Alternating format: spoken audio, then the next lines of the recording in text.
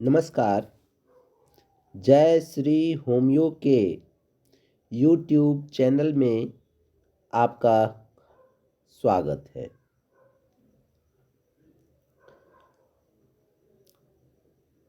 परंपरा के अनुसार इतना अवश्य कहना चाहूँगा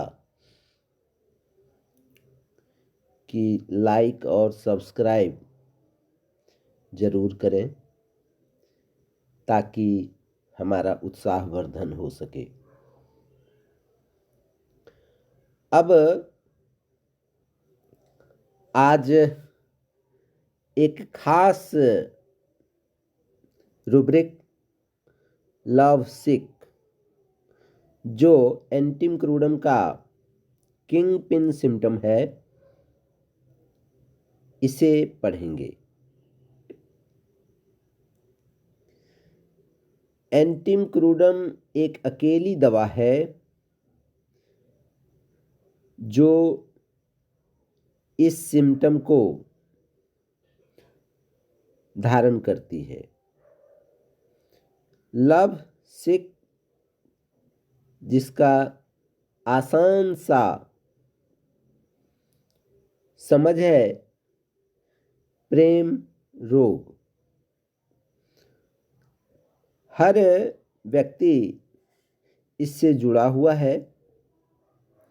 सबों के जीवन में ऐसी परिघटना आती है, परंतु इसे होम्योपैथिक दृष्टिकोण से कैसे समझा जाए, आज इसे देखेंगे।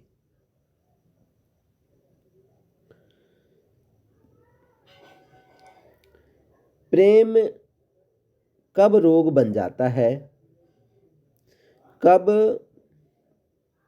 रोग की तरह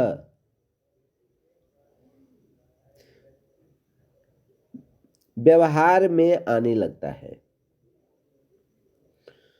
रोग जो व्यक्ति को कष्ट दे, पीड़ा पहुंचाए, और प्रेम जब किसी व्यक्ति को पीड़ा पहुंचाने लगे, दर्द देने लगे, भूख छीन ले, चैन छीन ले, तो ऐसी स्थिति लव सिक की स्थिति होती है।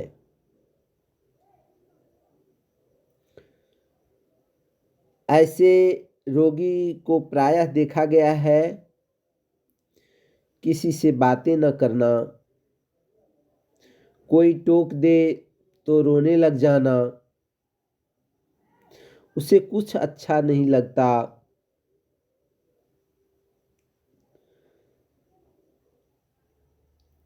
हमेशा पड़े रहता है, बिस्तर में पड़े रहता है, कुछ भी टोको, कुछ भी बोलो, फिर वो रो देता है, क्योंकि उसे याद आ जाती है, पुरानी यादें उसे बहुत सताती हैं और वह बेचैन हो जाता है। ऐसी स्थितियां आपके क्लिनिक में बार बार आती हैं, परंतु आप इसे कभी इस रूप में नहीं देखे होंगे। कोई व्यक्ति, चाहे वो पुरुष हो अथवा महिला, एक उदाहरण महिला का ही ले लेते हैं। उसका पति कुछ दिन पहले उसका देहांत हो गया। कुछ दिनों के बाद उसके घुटना में दर्द था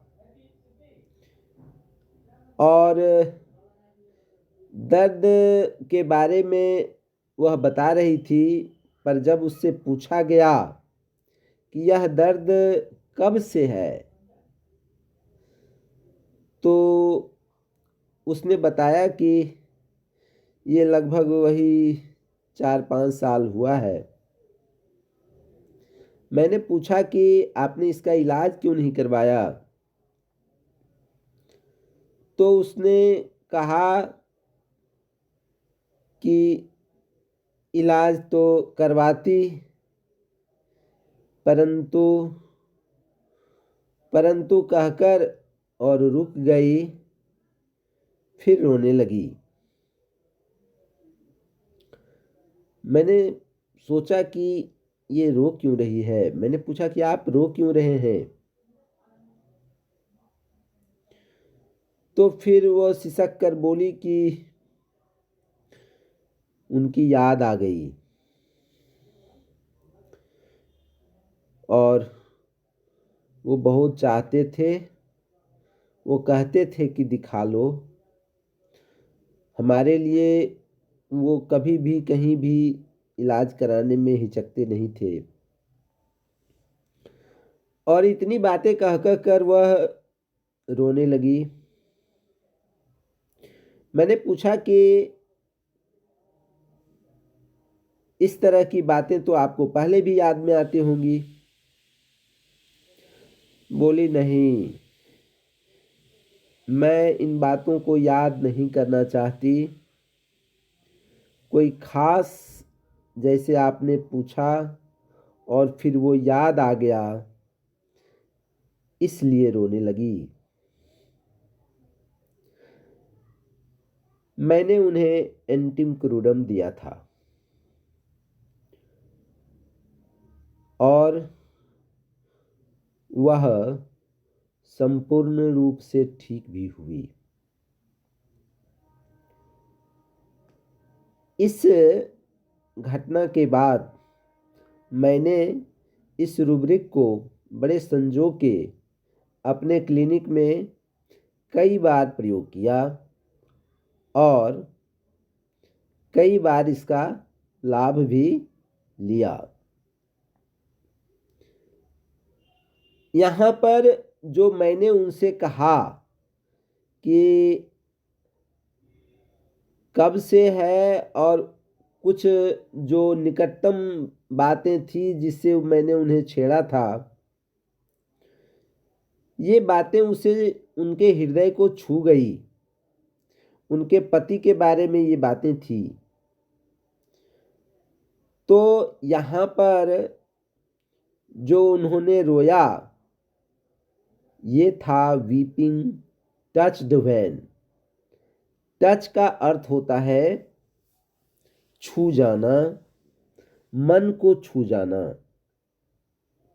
जो बातें मन को छू जाती हैं, वो बातें अगर रुला दे तो उसे कहते हैं वीपिंग टच्ड व्हेन। दूसरा, ये सिसक सिसक कर अपने पति के बारे में बोलने लगी कि वो मुझे कितना चाहते थे और उनकी बातें उसे सताने लगी। यही बातें थी लव सिक। और तीसरी बातें जो उसे वह भुला कर रखना चाहती हैं, यह bed remain in desire to है, क्योंकि बेड का अर्थ होता है बिस्तर, जहाँ व्यक्ति आराम की स्थिति में रहता है। ऐसी स्थिति जहाँ वह सुकून से रह सके, उसमें वह लगातार रहना चाहे, उसे कहते हैं bed remain in desire to. तो जो व्यक्ति प्रेम रोगी है, जो अपने पति के, पत्नी के, प्रेमी के याद में उसे रोना पड़ता है, वह हमेशा रोना नहीं चाहती। वह चाहती है कि सुकून से रह सकूं, इसलिए वह उन यादों को भुला देना चाहती या चाहता है। और इसे हमने इस प्रकार रेपर्टराइज किया